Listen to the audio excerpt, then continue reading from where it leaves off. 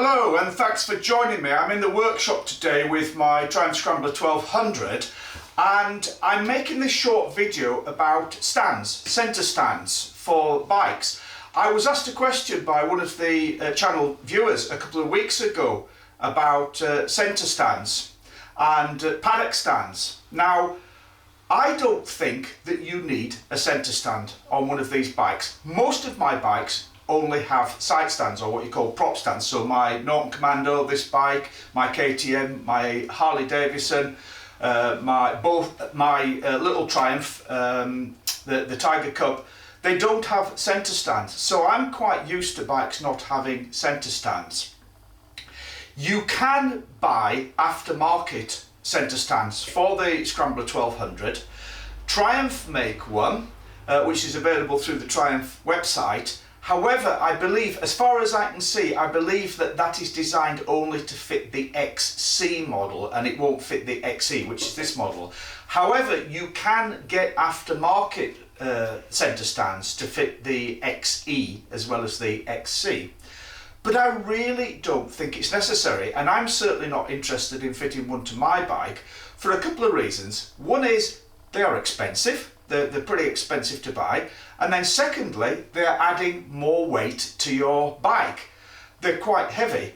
One of the things that attracted me to the Scrambler 1200 is that it is relatively light. It's a relatively light bike for a big 1200 bike, and so I really am reluctant to start adding a lot more weight to the bike.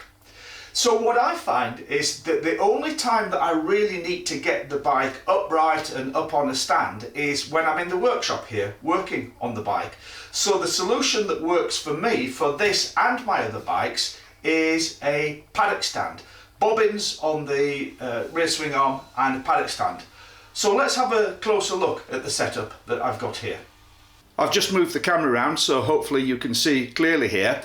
The Scrambler has little holes here in the swing arm for you to attach bobbins. I believe Triumph make bobbins here. These are R&G bobbins that I have. I think probably other aftermarket ones are available. I bought mine through, I think it was M&P Motorcycles in South Wales. They've got an excellent mail order service. They were about £25 for the pair of these.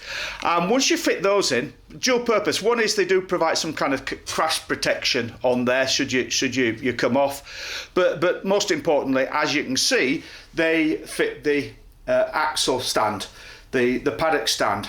And if you are going to buy a paddock stand, I'll just make a couple of points about it. Two features which I've found are quite important, because over the years I've had a few different paddock stands, and this one I have here it just works perfectly for me. So the first thing to note is that this one is adjustable. I'll move the camera around, then you can see. Okay, this paddock stand is adjustable. This insert that you can see here is just clamped in with this bolt here. Two features of that. One is you can take it right out and replace it with a different shape or size, but also you can adjust the width of it to fit different bikes, and you maybe just make out on here, you see some blue lines that I've marked on there, and those are the just different adjustment points from a different bike. So that one is for my Norton Commando. So if I want to get the Norton Commando up on the axle stand, then I just loosen that off, move it in, clamp it up again, and it's exactly the right location. So I feel that gives you a great deal of flexibility in being able to change the mounting point here and the location of the mounting point. The other feature on this paddock stand, which is excellent, is the little wheel down here, and there's one on each side. That has a number of huge advantages. One of them is it just makes it so much easier lifting the bike up onto the stand, because you get the stand located on the bobbins, and then as you push down on the stand, it just pivots on those wheels.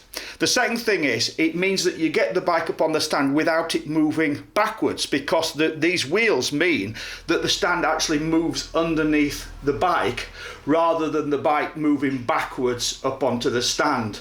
And if you're working in quite a tight space, that there's a big advantage to that.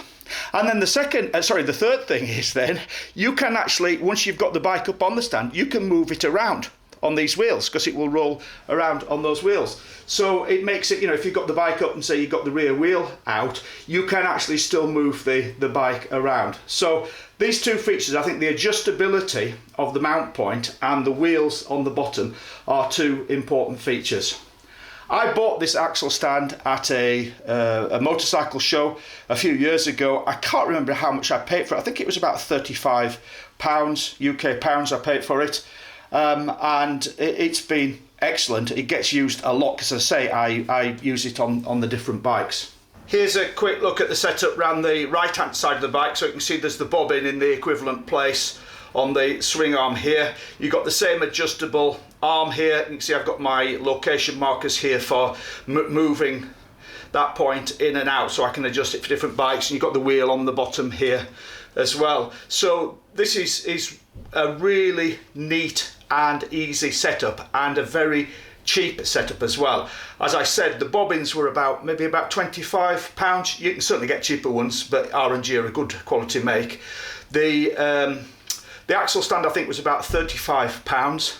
So we're talking about a total investment of about £60 there, rather than you pay well over £200 for a centre stand, and that centre stand is adding a lot of weight to the bike as well.